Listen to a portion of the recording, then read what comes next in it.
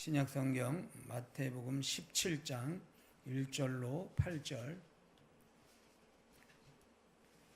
제가 받들어서 읽겠습니다. 엿새 후에 예수께서 베드로와 야고보와 그 형제 요한을 데리시고 따로 높은 산에 올라가셨더니 그들 앞에서 변형되사 그 얼굴이 해같이 빛나며 옷이 빛과 같이 희어졌더라. 그때 모세와 엘리야가 예수와 더불어 말하는 것이 그들에게 보이거늘 베드로가 예수께 여쭈어 이르되 주여 우리가 여기 있는 것이 좋사오니 만일 주께서 원하시면 내가 여기서 초막셋을 짓되 하나는 주님을 위하여 하나는 모세를 위하여 하나는 엘리야를 위하여 하리이다. 말할 때 호련히 빛난 구름이 그들을 덮으며 구름 속에서 소리가 나서 이르시되 이는 내 사랑하는 아들이요 내 기뻐하는 자니 너희는 그의 말을 들으라 하시는지라. 제자들이 듣고 엎드려 심히 두려워하니 예수께서 나와 그들에게 손을 대시며 이르시되 일어나라 두려워하지 말라 하시니 제자들이 눈을 들고 보매 오직 예수 외에는 아무도 보이지 아니하더라. 아멘. 송인환 강도사님 설교해 주시겠습니다.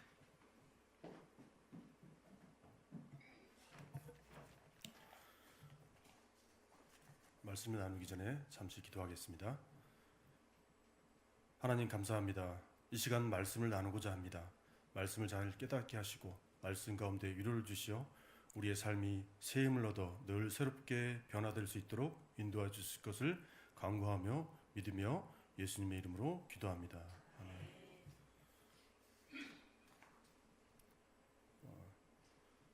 오늘 말씀은 우리가 본받아야 될 예수님의 성품 위로라는 제목으로 말씀을 나누도록 하겠습니다. 이번 주는 새로운 학기를 시작하는 아이들을 위한 특별 새벽 기도 주간입니다. 그래서 우리가 아이들에게 이런저런 조언을 하는데 만일 예수님이라면 우리에게는 어떤 조언을 하실까? 아이들이 아니라 우리에게는 어떤 조언을 하실까라는 생각을 해보면서 이 질문에 대한 답을 오늘 본문 마태복음 17장에 나타난 예수님의 변화와 예수님과 제자들의 관계를 통해서 생각해 보고자 합니다. 제가 오늘 본문 내용을 베드로의 입장에서 각색해 보았습니다. 지금부터 저는 모노드라마로 재현되는 베드로의 독백을 연극을 하듯이 제가 말씀을 나눌 텐데 여러분께서는 상상을 해가시면서 들어주시길 바라겠습니다. 자, 시작하겠습니다. 저는 예수님의 제자 베드로입니다. 이 이야기의 시작은 6일 전으로 거슬러 올라가게 됩니다. 6일 전 제자들이 모두 모인 자리에서 예수님은 너희는 나를 누구냐라고 질문을 하십니다. 예수님의 질문에 다른 제자들이 이런저런 대답을 하지만 예수님의 표정은 딱히 흡족해 보이지 않았습니다. 그래서 나는 당당하게 이렇게 말했습니다. 주는 그리스도시요 살아계신 하나님의 아들이십니다. 이 대답을 들은 예수님께서는 매우 놀란 표정으로 아니 내가 어떻게 그걸 라는 표정으로 그리고 사랑스러운 눈빛으로 저에게 이렇게 말씀하셨습니다. 바요나 시모나 내게 복이 있도다. 이렇게 네가 대답한 것은 너의 지식이나 능력이 아니라 하늘에 계신 하나님께로부터 때문이다 라고 칭찬하시는 그 음성이 지금도 쟁쟁하게 기억을 하고 있습니다. 이후 예수님이 죽으셔야 한다는 말씀을 듣고 제가 그런 일은 절대 일어날 수 없고 절대 일어나지 않도록 하겠습니다 라는 말씀을 반대 의견을 표현했을 때 예수님께 심하게 꾸중을 들었던 그런 베드로였습니다. 그리고 그 꾸중을 통해서 의기소침하고 있었지만 나는 자타가 공인하는 예수님의 수제자였던 것입니다. 다른 제자들보다 예수님은 늘 저를 세워주셨습니다. 오늘은 예수님께서 나에게 산으로 가자고 하십니다. 예수님과 산길을 오르는 나는 왠지 기분이 좋고 덩달아 발걸음도 가벼워졌습니다. 주님 왜 나 요한 그리고 야고보 셋만 데리고 이 높은 산에 오르시는 것일까? 비록 내가 좀 실수가 있었지만 분명히 다른 제자들은 보지 못하는 무언가 특별한 것을 나에게 보여주시는 것은 아닐까라는 기대를 하게 되었습니다. 산 정상에 도착했을 때 내 기대는 현실이 되었습니다. 갑자기 주님 얼굴이 해같이 빛나고 그분의 옷이 하얗게 눈부신 빛으로 변했습니다. 그리고 더 믿기지 않는 광경이 펼쳐집니다. 우리 유대인들이 그토록 존경하는 율법의 상징 모세, 예언의 선지자 엘리야가 나타나 예수님과 대화를 하는 것입니다. 와우! 이 엄청난 광경 속에서 저는 충격을 받게 됩니다. 이 광경을 보는 순간 내 안에 잠자고 있던 열정과 자부심이 한꺼번에 터져 나왔습니다. 아, 역시 내 예상이 맞았어. 주님은 정말 위대한 분이시고 이 영광스러운 장면을 영원히 붙잡아야 돼. 이것이 바로 우리가 꿈꾸는, 유대인이 꿈꾸는 메시아의 나라다. 나는 흥분했습니다. 그리고 예수님께 이렇게 얘기했습니다. 주님, 저 이 순간 너무 좋아요. 그래서 제가 여기에 주님을 위해서, 모세를 위해서, 엘리야를 위해서 초막 3개를 짓겠습니다. 그때의 제 심정은 진심이었고 지극정성이었습니다. 주님은 구약의 가장 위대한 선지자들과 같은 반열에 모시는 동시에 이 특별한 자리에 나 자신이 동참했다는 것은 매우 놀라운 일이며 영원히 기록에 남기고 싶었습니다. 내가 말을 채 끝내기도 전에 갑자기 빛나는 구름이 우리를 뒤엎었고 하늘에서 울리는 거대한 음성이 들려왔습니다. 이는 내 사랑한 아들이요 내 기뻐하는 자니 너희는 그의 말을 들으라. 그 음성은 나의 자부심과 나의 얄팍한 지식을 단번에 깨트리는 천둥과 같은 소리였습니다. 그의 말을 들으라. 그 한마디에 나는 내가 얼마나 큰 오해를 하고 있는지 깨달은 순간이었고 저는 두려웠습니다. 우리는 그 압도적인 거룩함 앞에 두려웠고 죽은 자처럼 땅에 엎드렸습니다. 온몸이 떨리고 숨이 막히는 공포가 밀려왔습니다. 시간이 얼마나 흘렀을까? 공포에 질린 우리에게 누군가가 따뜻한 손길로 어깨를 만졌습니다. 그리고 그 따뜻한 한마디가 차가운 공포로 굳어버린 내 몸을 녹이는 순간이었습니다. 일어나라, 두려워하지 말라. 고개를 들어보니 모세도 없고 엘리야도 없고 그 찬란한 광채도 없고 구름 속의 음성도 멈췄습니다. 오직 한 분, 평소와 다름없는 인자한 모습의 예수님만이 우리의 곁에 서 계셨습니다. 여기까지입니다. 이제 연극은 끝났습니다. 오늘날 우리 교회와 신자는 화려한 성취와 업적에 매몰되어 정작 신앙의 본질인 예수 그리스도를 놓치고 살 때가 많이 있습니다. 마태복음 17장 변화산 사건에서 신앙이 어느 정도 성숙에 이르렀다고 자평하는 우리가 주목해야 되는 것은 예수님의 능력과 성품입니다. 제가 신학대학원에 다닌다고 하니까 어떤 분이 저에게 이렇게 물어봤습니다. 변화산이 도대체 어디에 있는 건가요? 지도를 찾아보니 없던데요. 이 질문에 혹시 지도에 없다고? 잘 찾아보면 지도에 있을 텐데 라고 대답을 하시면 큰일 납니다. 이런 질문엔 침묵이 최고의 답이 됩니다.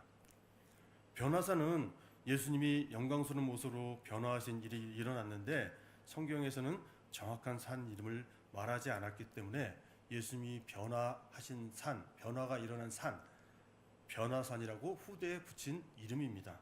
그러므로 성경에 나오는 그 산이 지금도 정확히 어딘지 알 수가 없습니다. 다만 갈릴리 다볼산이라든지 북쪽의 헤르몬산이 아닐까 추측만 할 뿐 성경은 산의 이름을 분명하게 말하지 않고 있습니다. 왜일까요? 중요한 것은 산의 위치가 아니라 그 산에서 누구를 보았는가, 무슨 일이 일어났는가가 중요하기 때문입니다. 본문 1절에서 예수님의 얼굴이 해처럼 빛났고 옷은 빛과 같이 휘어졌다고 말합니다.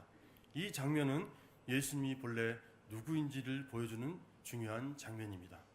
인간 교사나 선지자가 아니라 본질적으로 하나님의 영광에 속한 분임을 보여주는 것입니다. 제자들과 함께 먹고 마시며 살아오는 동안 잠시 가려졌던 예수님의 신적 영광을 드러내신 것입니다. 그 자리에는 모세와 엘리야가 함께 나타났고 사라졌다는 것은 모세는 율법의 대표, 그리고 엘리야는 예언을 대표하는 상징인데 구약의 율법과 예언이 예수 그리스도 안에서 완성되었음을 보여주는 상징인 것입니다. 그러나 베드로는 그 영광의 깊은 의미를 충분히 이해하지 못하였고 그는 초막셋을 짓자고 제안하며 예수님을 모세와 엘리야의 반열에 나란히 두는 오해를 하게 됩니다. 이는 예수님에 대한 경외심에서 나온 말이긴 합니다. 그러나 결과론적으로 예수님이 누구인지 충분히 인식하지 못한 반응이었습니다.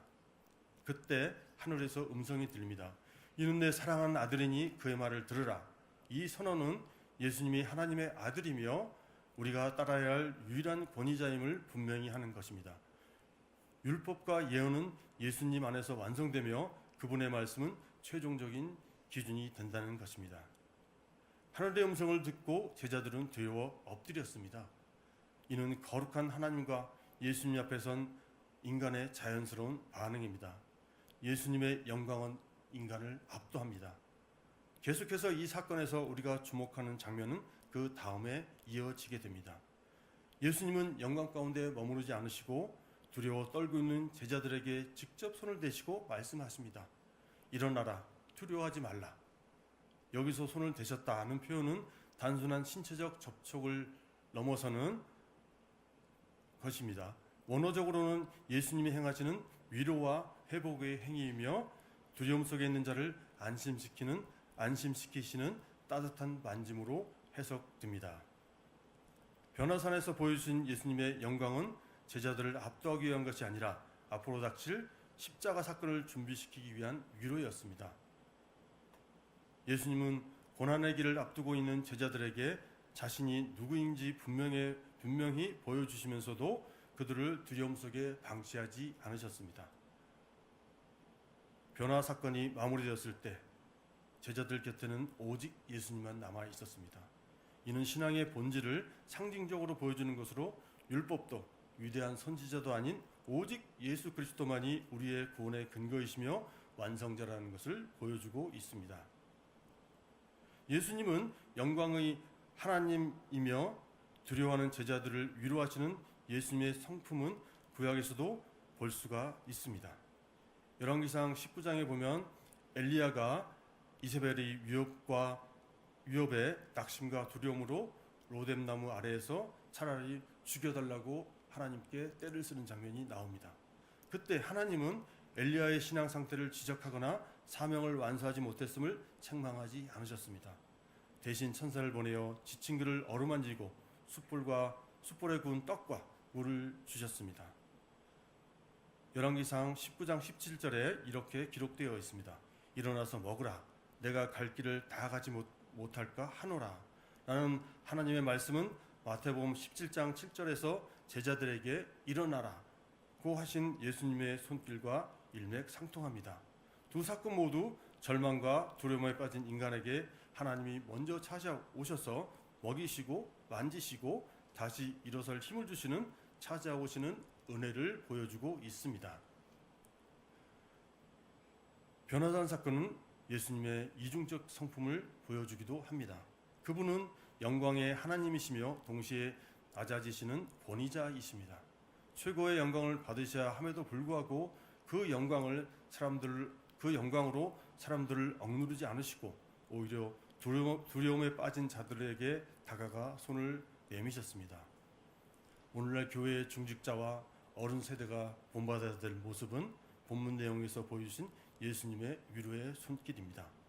우리는 종종 신앙적 연륜과 직분을 권위로 삼아 타인을 판단하려는 유혹에 빠지기가 쉽습니다. 실수한 사람에게 율법과 도덕의 명확한 기준대로 판단했기 때문에 누구도 나의 판단을 비판할 수 없다라고 생각을 합니다. 그러나 이것은 예수님의 성품과 비교하면 명확히 잘못된 판단입니다. 우리가 본받아야 될 예수님의 성품은 타인의 두려움을 읽어내는 능력입니다. 상대가 왜 불안해하고 왜 넘어졌는지를 헤아리며 먼저 손을 내미는 것입니다. 괜찮다? 다시 일어나 할 수 있다라고 말해줄 수 있는 마음이야말로 예수님의 성품을 닮은 모습입니다. 내 안에 계신 예수님의 위로가 타인에게 전달되는 것이 교회의 어른으로서 가져야 할 예수님의 참된 성품입니다. 그럼 반대로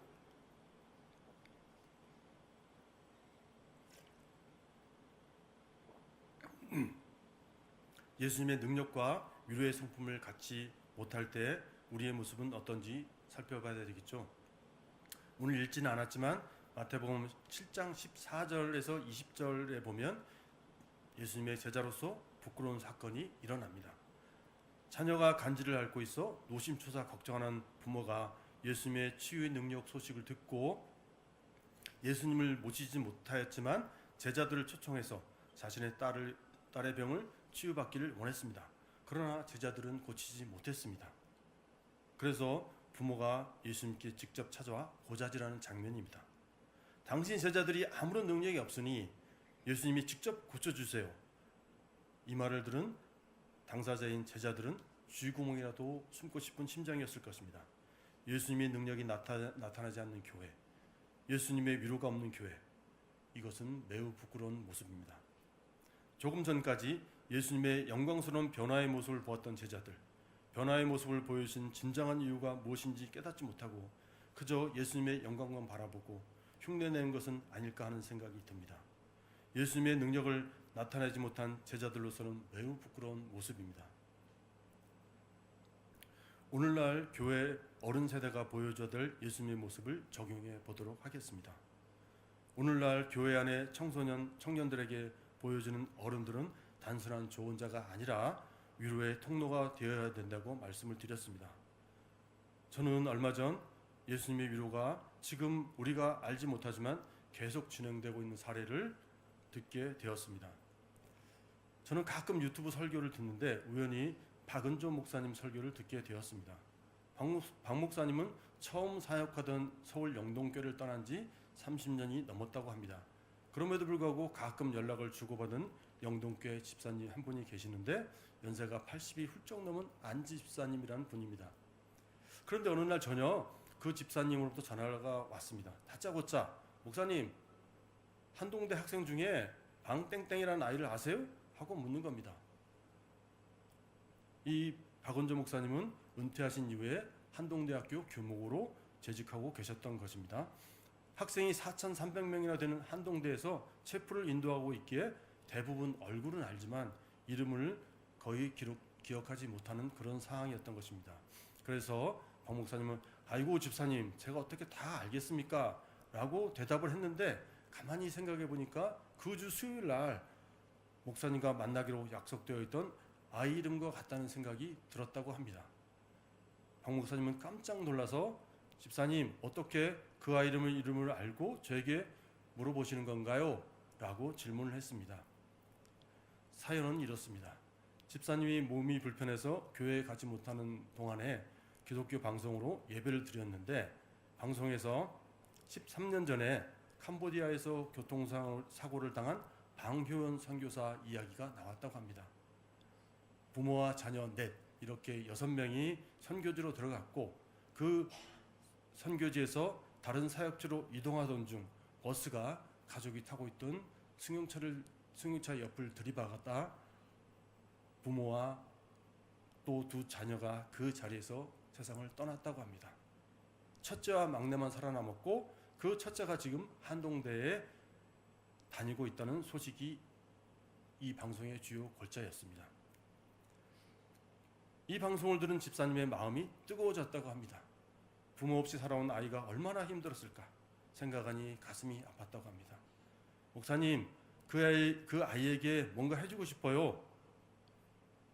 물론 집사님은 평생 넉넉하게 살지 않으셨지만 슬하의 자녀를 훌륭하게 키워냈고 노년을 편안하게 지내실만 한데 집사님은 자신을 위해서는 돈을 거의 쓰지 않고 조금씩 돈을 모아 선교사 자녀나 어려운 목회자에게 전달해 달라고 저에게 가끔 부탁을 하신 분입니다.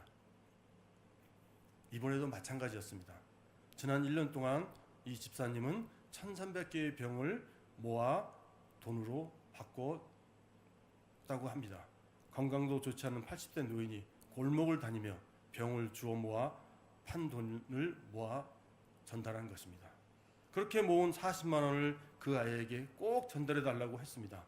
그 돈은 단순한 40만 원이 아니라 집사님의 눈물과 기도와 사랑이 담긴 헌금이었습니다. 수요일 저녁 저는 그 학생을 만나 밥을 사주며 이 이야기를 전했습니다.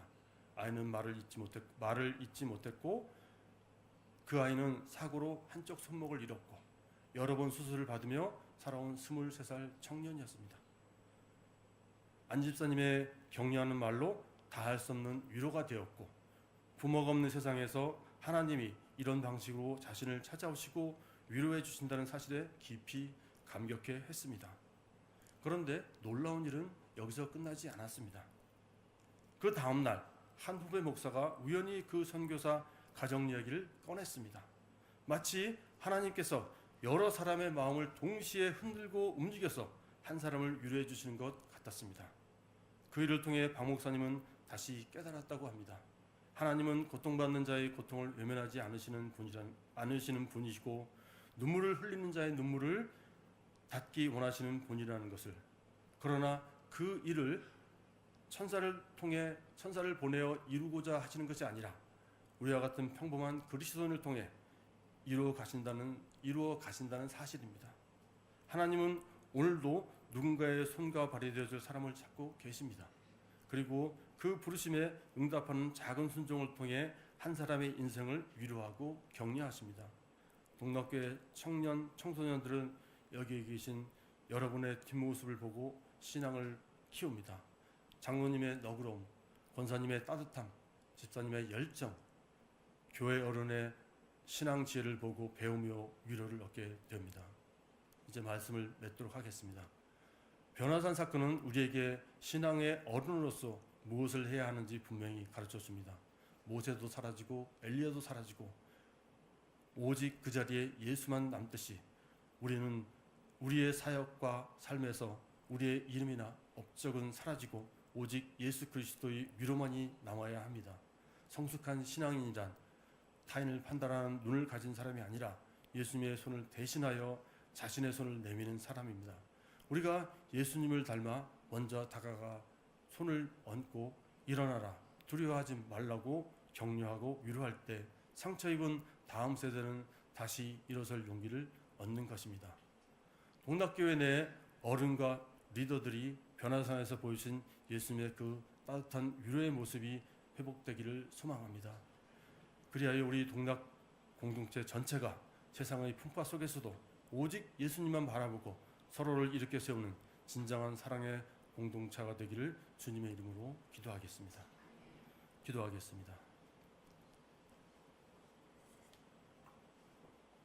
자비로우신 하나님 아버지, 우리는 오늘 하나님의 위로에 대한 말씀을 듣고 조용히 주님 앞에 섭니다. 말씀 속에서 우리를 향해 다가오시는 하나님의 마음을 보았습니다. 상한 갈대를 꺾지 않으시고 꺼져가는 심지를 끄지 않으신다는 그 약속 때문에 우리는 더 이상 강한 척 하지도 않고 있는 모습 그대로 주님 앞에 서기를 원합니다. 하나님, 우리의 마음에는 말로 다 설명하기 어려운 피로와 상처가 있습니다. 사람들 사이에서 웃고 있지만 혼자가 되면 밀려오는 외로움이 있습니다. 잘해야 한다는 부담, 기대에 미치지 못했다는 자책, 이해받지 못했다는 서운함이 우리 안에 쌓여 있음을 고백합니다. 그러나 주님은 우리의 겉모습이 아니라 중심을 보시는 분임을 믿습니다. 우리의 한숨과 눈물은 이미 알고 계신 주님께서 그 이 마음을 내려놓게 하시는 것을 믿습니다. 우리의 마음을 붙들어 주시고 흔들리는 생각을 잠잠하게 하옵소서. 두려움이 밀려올 때마다 내가 너와 함께한다는 말씀하시는 주님의 음성을 듣게 하옵소서. 밤이 길게 느껴질 때, 이럴 때라도 아침을 준비하시는 하나님을 신뢰하고 눈물이 마르지 않을지라도 다시 하루를 살아갈 힘을 허락하여 주시옵소서. 또한 우리가 받은 위로가 우리 안에 머물지 않게 하여 주시옵소서. 우리도 누군가의 아픔을 이해할 수 있는 사람이 되게 하시고 쉽게 판단하기보다는 깊은 공감하는 마음을 주시옵소서. 정답을 말하기보다는 함께 울어줄 수 있는 용기를 주시고 우리의 작은 말과 작은 행동을 통해 하나님의 따뜻함이 전해질 수 있도록 하옵소서. 하나님, 우리의 인생이 완벽해져서가 아니라 하나님이 함께 하시기에 소망이 있음을 고백합니다. 기쁠 때에도 주님을 잊지 않게 하시고 슬플 때에도 주님을 떠나지 않게 하옵소서. 어떤 계절을 지나든 하나님의 품 안에 있음을 기억하며 살아가게 하여 주시옵소서. 오늘도 우리를 위로하시는 하나님을 바라보며 그 위로 안에서 다시 일어섭니다. 우리의 연약함을 아시는 주님께 모든 것을 맡기고 주님의 평안이 우리의 마음과 생각을 지키시기를 간절히 소망하며 예수 그리스도 이름으로 기도드립니다.